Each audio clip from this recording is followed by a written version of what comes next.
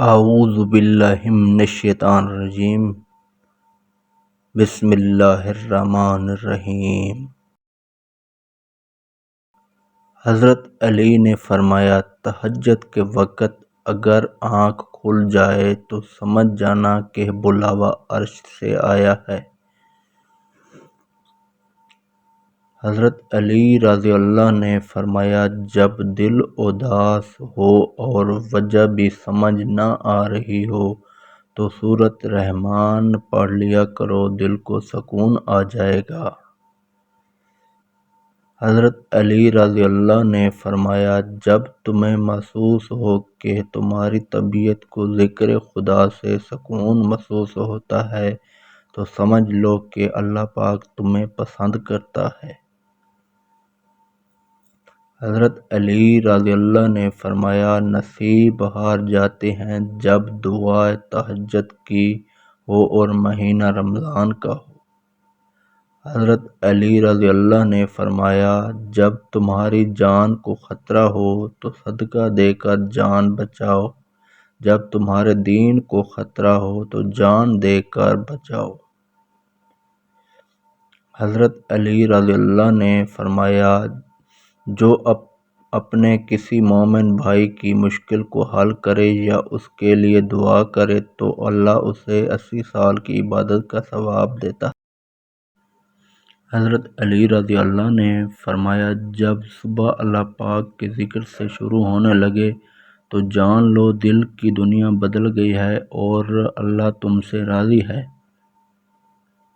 حضرت علی رضی اللہ نے فرمایا، دعائیں وقت لیتی ہیں لیکن قبولیت سے پہلے تمہارا صبر آزماتی ہیں۔ حضرت علی نے فرمایا، یقین کرو نماز پڑھنے لگ جاؤ، اللہ تمہاری ساری مشکلیں حل کر دے گا۔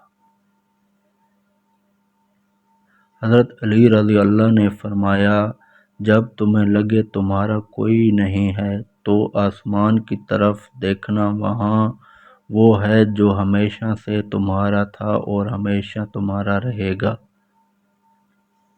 حضرت علی رضی اللہ نے فرمایا، جو شخص بے بسی کے وقت 5 بار یا ربنا کہے، اللہ پاک سے جو دعا مانگتا ہے وہ عطا کرتا ہے۔ حضرت علی رضی اللہ نے فرمایا، زیادہ سوچنا سکون ختم کر دیتا ہے، دعائیں کریں اور بس سب کچھ اللہ پر چھوڑ دیں۔ حضرت علی رضی اللہ نے فرمایا، نماز بوجھ نہیں بلکہ یہ تمہارے بوجھ کو ہلکا کرنے کا ذریعہ ہے۔